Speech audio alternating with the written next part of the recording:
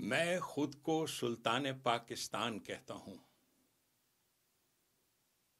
میرا خواب ہے پاکستان کو آزاد کروانا اس تسلط سے جو آپ پر فرنگی کا، نیٹو کی افواج کا، پاکستان کے جرنیلوں کے ذریعے سے ہے۔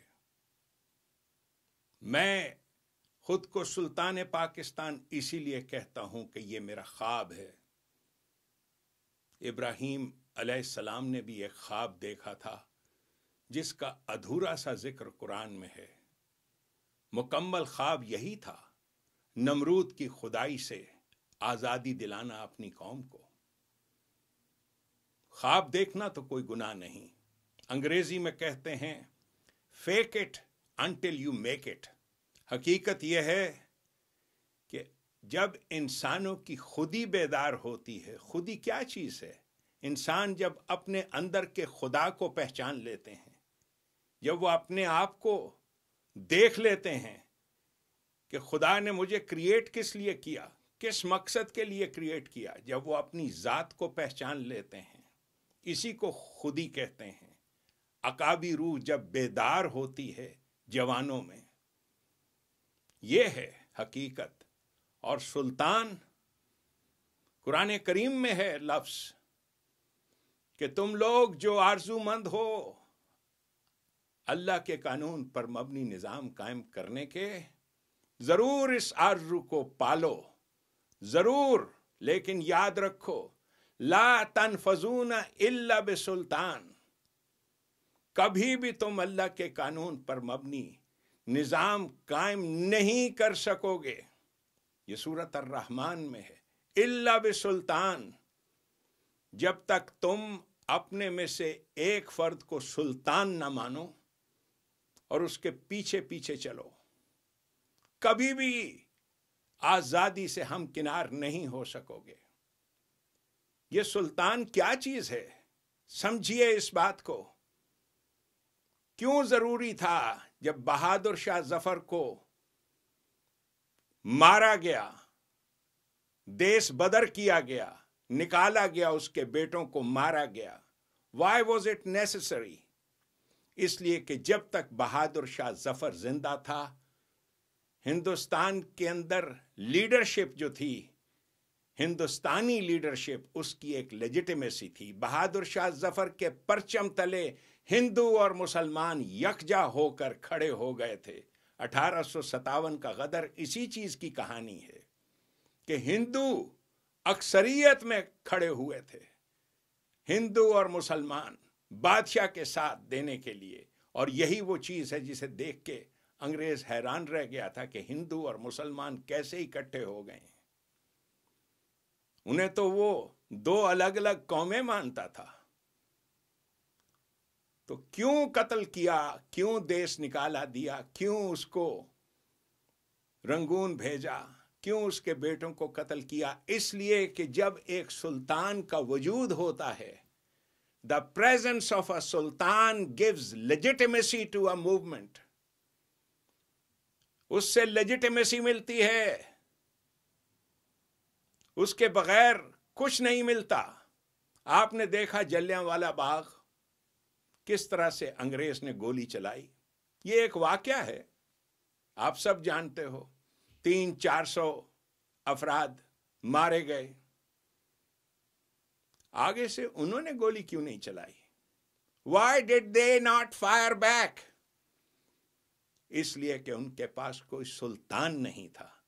جب سلطان نہیں ہوتا تو واپس گولی چلانے کی کوئی لیجیٹیمیسی نہیں ہوتی۔ باقی قصوں کو تو چھوڑیں، خود پاکستان کے حالات کو دیکھیں۔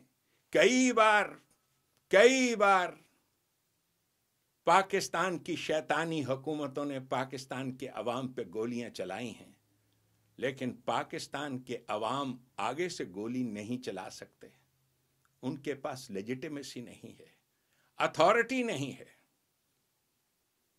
آپ کو یاد ہے یہی تحریک لبیک، جب یہ لوگ سڑکوں پہ نکلے، یہ آپ کے آنکھوں دیکھی بات ہے۔ کتنی گولی بارود، کتنی گولی چلائی گئی، کیا ان لوگوں نے بھی آگے سے گولی چلائی؟ اگر 10 افراد بھی بندوق سے گولیاں چلاتے کیا مجال تھی کہ کوئی ان پہ گولی چلاتا؟ لیکن انہوں نے گولی نہیں چلائی، اس لیے کہ ان کے پاس کوئی سلطان نہیں تھا. The presence of a sultan gives legitimacy to a movement. دنیا میں جتنی بھی تحریکیں اٹھی ہیں انقلاب کی، لبرٹی کی، امریکہ کی آزادی کی تحریک کیا تھی؟ وہ یہی تھی. جارج واشنگٹن کو انہوں نے اپنا لیڈر مانا تھا اور انہوں نے جنگ آزادی لڑی تھی. کوئی بھی قوم جنگ لڑے بغیر آزاد نہیں ہوتی، آزادی کے وہم میں البتہ مبتلا کی جاتی ہے. یہ ہے اہمیت اس لفظ کی سلطان. میرا عزم ہے پاکستان کو آزاد کروانا، اور میں برملا اس بات کا اظہار کرتا چلا آیا ہوں، اس لیے کہ جس انسان کے دل میں اللہ کے سوا اور کسی کا ڈر نہیں ہوتا، کسی باجوے کا ڈر نہیں ہوتا، کسی باپ کا ڈر نہیں ہوتا، کسی رشتہ دار کا ڈر نہیں ہوتا، یہی ہوتا ہے حق پرست. اور وہ میں ہوں. میں نے اپنے آپ کو پہچانا ہے، اور میری اسی یوٹیوب کے اوپر گزشتہ 10-12 سال سے جو تقاریر ہیں وہ اس بات کی گواہ ہیں. کہتا رہا ہوں وہی بات جسے حق سمجھا ہے. پاکستان کو جو آزاد کروانے کا میرا عزم ہے، اس کے لیے میں تیاریاں کر رہا ہوں اور کروا رہا ہوں نوجوانوں سے. ایک نوجوان نے جو ہمارے تحریک کے گروپس میں ہے، واٹس ایپ گروپس میں، اس نے لکھا کہ اکثر میں پہاڑی کے اوپر سے، اسلام آباد کی پہاڑیوں سے اپنی دھرتی، اپنی سرزمین کو دیکھتا ہوں کہ یہ کل 5 مربع کلومیٹر کا علاقہ ہے جس پر ان جرنیلوں کا GHQ ہے، جہاں انہوں نے قبضہ کیا ہوا ہے. اس کو آزاد کرانا تو کوئی مشکل کام ہی نہیں ہے. ہم کن چکروں میں پڑے ہیں؟ الیکشن، ووٹ، تبدیلی، یہ تمام چکر آپ کو کس لیے دیے جاتے ہیں؟ انہی چکروں میں جو پڑ جائے گا. یہ جمہوریت کی ڈائن ایسی ڈائن ہے، کتنے نوجوانوں کی زندگیاں اس جمہوریت کی ڈائن نے تباہ کی ہیں. انقلاب ہمیشہ جنگ کر کے آتا ہے، بندوق کے ذریعے سے آتا ہے. آج پاکستان کا جو یوم آزادی آپ منا رہے ہو، اسے یوم سیاہ مت کہو. واقعتاً یہ ابتدائے آزادی کا دن ہے، ابتدائے جنگ آزادی کا دن ہے. ہم نے اپنی سرزمین کو آزاد کروانا ہے، اور اس کے بعد للہ المشرق والمغرب، اللہ کے قانون پر مبنی نظام مشرق و مغرب میں پھیلانا ہے، قائم کرنا ہے. یہ ہوگا.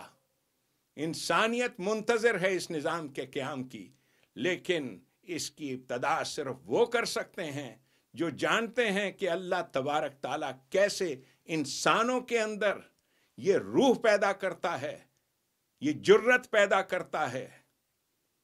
دل بیدار فاروقی، دل بیدار کراری، یہ کیسے اللہ تبارک تعالیٰ کی ذات پیدا کرتی ہے. کسی دنیا کی تعلیم، کسی مدرسے کی تعلیم، کوئی تعلیم آپ کو یہ نہیں بنا سکتی جو میں بن کے اٹھا ہوں.